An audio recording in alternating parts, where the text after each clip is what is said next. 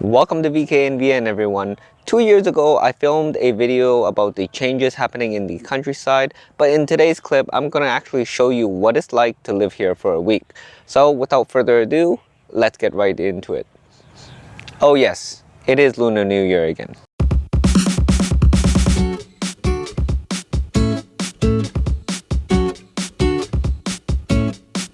She's my scissor-tail cyclops.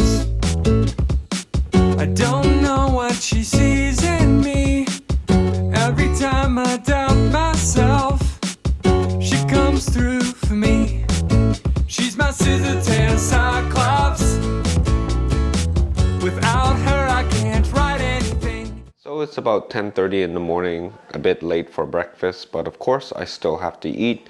And every staple for breakfast in Vietnam, even in the countryside, is pho. Of course, we have bánh chưng over there because it's Lunar New Year. One of the main differences about, that I find with the pho in the countryside is that, how can I say this? It just kind of looks and tastes a lot more natural. I'm not sure if that is the correct word, but there's definitely a lot less processing and of course a lot less sodium in it. Time to dig in. Let's see what it's like.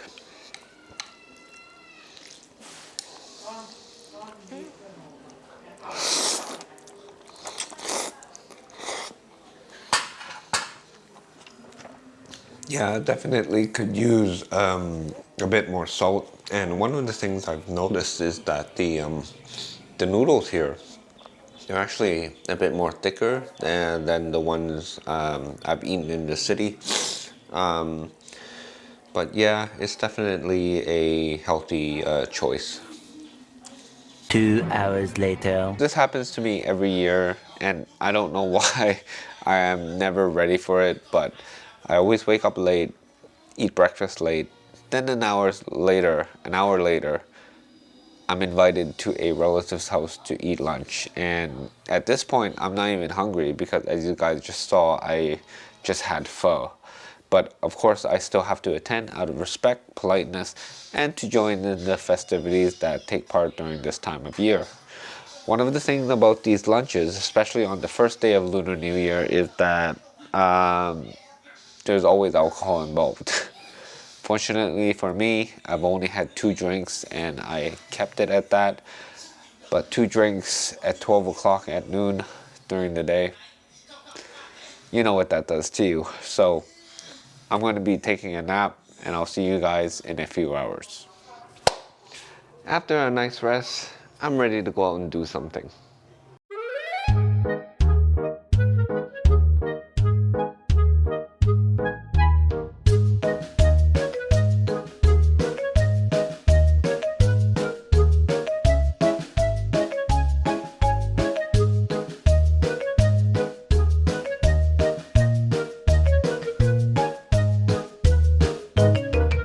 Okay, with all seriousness, if you are not living here permanently or have some work to do in the countryside, you're gonna quickly find yourself with not much to do. So here are some ways that I help keep myself entertained while still enjoying what the countryside has to offer. So whenever I visit the countryside, one of the things that I must do is to find a place to exercise.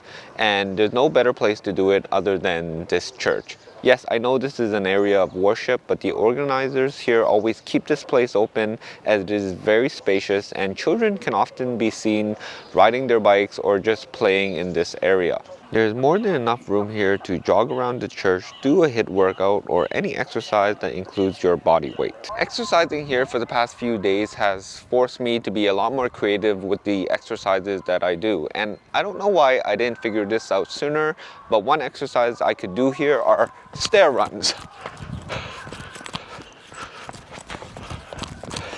All right, that's enough. Obviously, I'm not in gym clothes, so I'm just gonna stop there, but let's move on to the next area. So this is the place I normally exercise at. It's a combination of a pool and a gym. You can't really see it there, but the gym lights are out. Let's see if he's open today. Of course, during Tet or Chinese New Year, most of, if not all shops are closed. But one thing I like about this gym is that it kind of operates on an old school model. Basically, you can go anytime and the owner just lets you in as long as you take care of the equipment and, you know, work out responsibly. Now, if you're not into aerobics or HIIT workout, then every small town, for the most part, has their local gym, and this is the one I attend. Of course, this isn't the most modern gym, but you do have to keep in consideration that we are in a small town in Vietnam, but it has everything that is sufficient for my needs. And given the price, I can't really complain. To enter this gym is about 10,000 VND per day, and if you want to pay on a monthly basis, I've talked to the owner, it's 200,000 VND per month. And one of the best things I like about these types of gyms is that they're basically always open. You can come and go as you please. I just came here, I put my bike over there, and I put my camera gear on the floor, and no one blinks an eye. So if you ever attend a gym in a remote area, this is what you should expect. Let me show you around.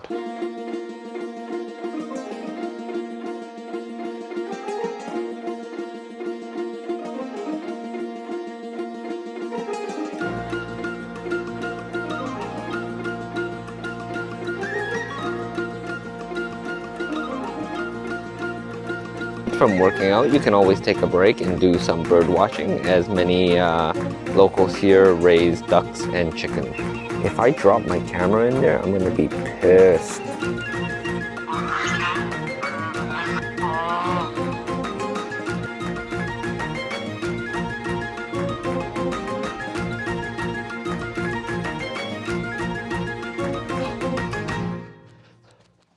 So I'm not going to do any exercises today because the purpose of me being here is just to film and to show you guys.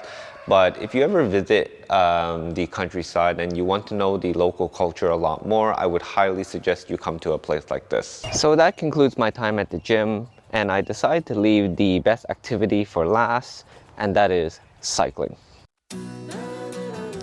By far one of my favorite activities to do in the countryside, and especially during this time of year, is cycling.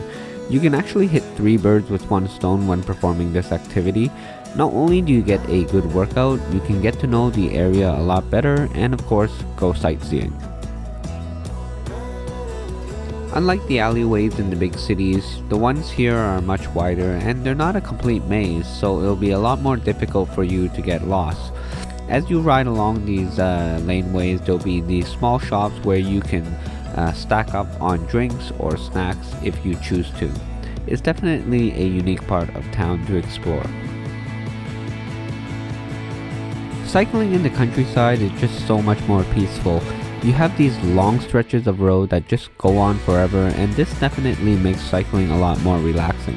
In addition, the air is a lot fresher here, so you're not always breathing in smog. Plus, cycling in the city, you have to deal with these winding roads along with crazy traffic where there is a high chance that you'll get into an accident.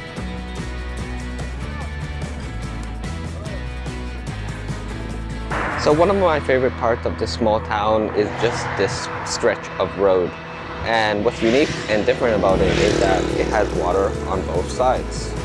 Something refreshing about just seeing water on both sides of the road, and it's a really unique part of town to cycle around. Really funny, I just had some kids drive by me and yell at me, "Happy New Year!" which goes to show that locals here are very friendly and they're open to foreigners visiting, and it just adds to what is already here.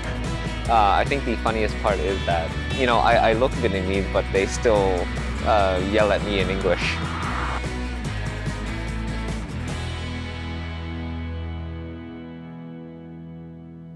Yeah, so today was a bit of a wasted day.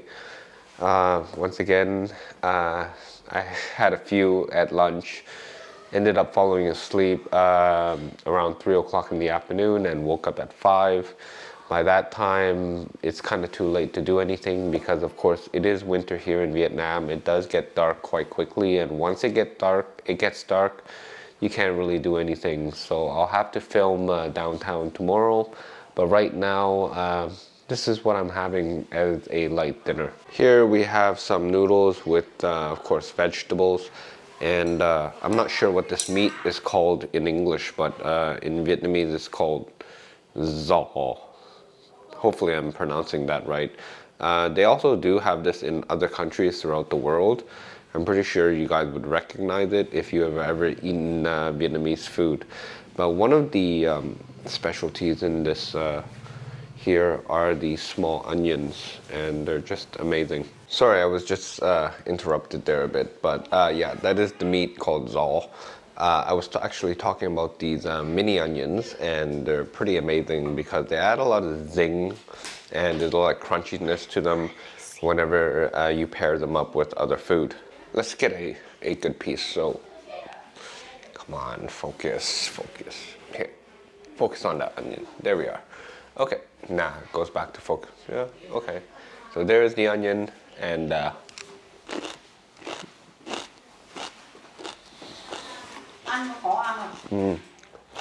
make sure you hear that crunch.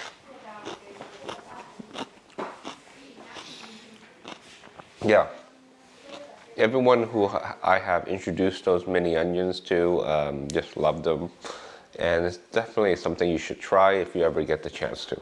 Of course, many of you know that it is Asian tradition to always ensure that you eat and eat a lot, and I just kind of got screamed at and asked was I either eating or filming. So I'm just gonna get to my meal, and then we'll see you guys in a bit.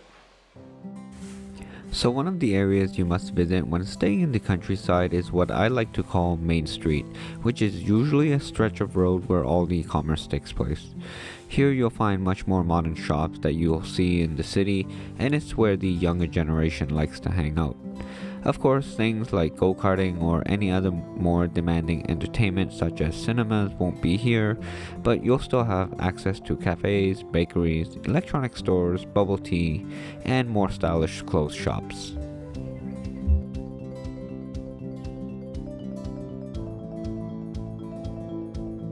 I usually visit this area just to do some sightseeing, and it's always interesting to see what new shops pop up, as the area is not only still developing but expanding as well.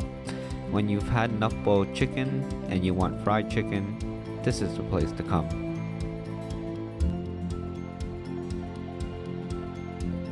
Finally, you'll know when you're on the main street of a rural town whenever you see one of these, a traffic light. And that concludes my video for today. Again, I'd like to wish all of you a happy Lunar New Year, and I'll see you guys in the next one.